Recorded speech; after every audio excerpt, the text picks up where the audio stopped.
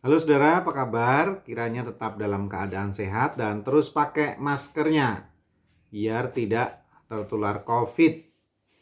Ya, saudara-saudara, kita senang ya kalau dapat hadiah.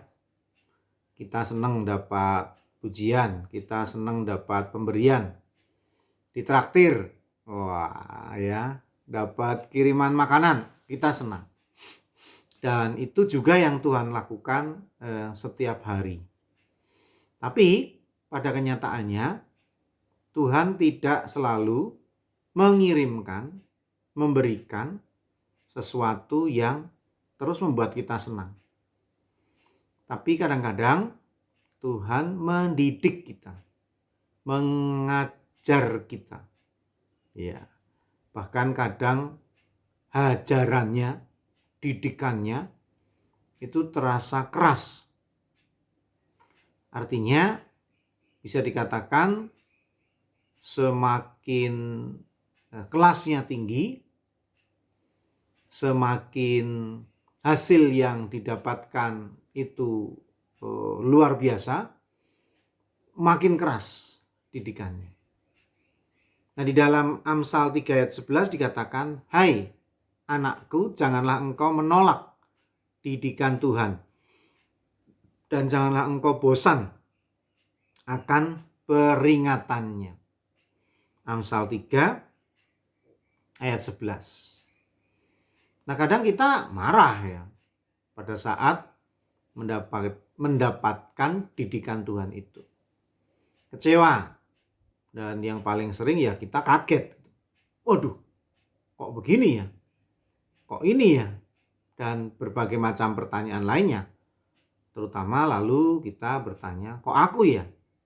Bukan dia, bukan kamu, bukan mereka, dan seterusnya. Kenapa saya?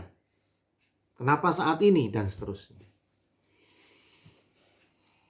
Dan kemarahan kita itu kemudian kita ungkapkan dengan berbagai macam ekspresi. Dan salah satu yang paling Tuhan tidak kehendaki adalah malah memusuhi Tuhan, menjauh dari Tuhan. Dan akhirnya proses pendidikan itu jadi gagal. Karena pikiran kita sudah kalut. Pikiran kita sudah tidak fokus kembali. Tapi kita berpikiran lain, berpendapat lain, bahwa Tuhan jahat, Tuhan kejam, Tuhan tidak sayang, Tuhan tidak peduli, dan lain sebagainya. Semakin larut, semakin kalut, semakin kita tidak segera menyelesaikan didikan itu, hajaran itu. Tapi kita terus didera oleh perasaan-perasaan yang tidak menyenangkan itu. Nah, bagaimana kita bisa menyelesaikan kalau kita tidak fokus dengan didikan Tuhan? Nah, untuk itu kita diajak untuk mengingat hal itu. Bahwa ketika kita mengalami satu pergumulan, satu persoalan, setidaknya kita memfokuskan untuk mencari tahu apa mau Tuhan ini. Dan pertanyaan awal adalah dengan melakukan berbagai macam introspeksi diri.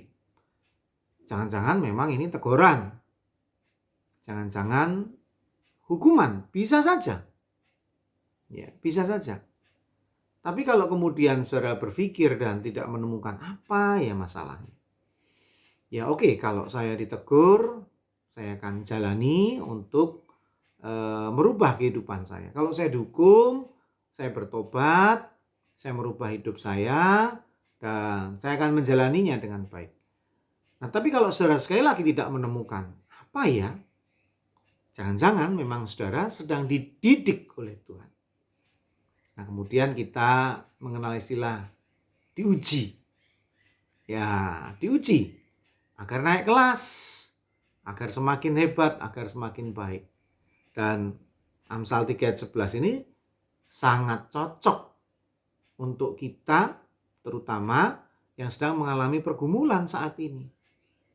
Ingatlah bahwa Tuhan melakukan itu dengan berbagai cara, termasuk menghadirkan pergumulan, persoalan, dan bisa lewat siapa saja, lewat apa saja Tuhan melakukannya. Memang tidak mudah. Saya tidak mau munafik ketika kita menghadapi pergumulan itu. Tapi kiranya Tuhan segera meluluskan kita, ya, meluluskan kita, dan kita naik kelas menjadi semakin lebih baik.